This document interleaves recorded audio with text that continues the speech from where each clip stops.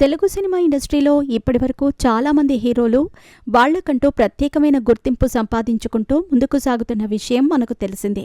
ఇక ప్రభాస్ లాంటి star hero సైతం తనను తాను స్టార్గా ఎస్టాబ్లిష్ చేసుకోవటానికి అహర్నిశలు ప్రయత్నమైతే చేస్తున్నాడు. బిజీగా గడుపుతున్న లైఫ్ లో చిన్న బ్రేక్ తీసుకుని ఎంజాయ్ చేయాలి అనుకుంటున్నారా? అయితే వెంటనే ఆర్వే వెకేషన్స్ ప్రైవేట్ లిమిటెడ్ ని సంప్రదించండి. మరిన్ని డీటెయిల్స్ కోసం సంప్రదించండి 7997979960. మరి ఇలాంటి సందర్భంలోనే ఆయన చేస్తున్న సినిమాల విషయంలో చాలా జాగ్రత్తలు తీసుకుంటూ ముందుకు సాగటమే కాకుండా రాజా సాబ్ లాంటి ది బెస్ట్ సినిమాని ప్రేక్షకులకు అందించడానికి ఆయన అహర్నిశలు కష్టపడుతున్నట్టుగా తెలుస్తోంది. ఇక ఈ సినిమా మార్చిలో రిలీజ్ అవుతుంది అంటూ పబ్లిసిటీ చేసినప్పటికీ ఇప్పటికైతే ఆ రిలీజ్ డేట్ని మరోసారి మార్చే విధంగా కనిపిస్తున్నారు. మరి అఫీషియల్ డేట్ని ఇంకా అనౌన్స్ చేయనప్పటికీ ఈ సినిమా షూటింగ్లో ప్రస్తుతానికి ప్రభాస్ పాల్గొనటం లేదు.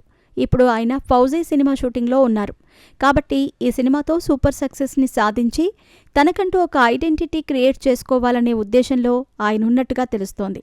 చూడాలి మరి ఈ ప్రాజెక్ట్ సినిమాతో ఆయన ఎలాంటి సక్సెస్ను సాధిస్తాడు అనేది. తద్వారా ఆయన భారీ స్టార్టమ్ను అందుకుంటాడా లేదా అనేది కూడా తెలియాల్సి ఉంది.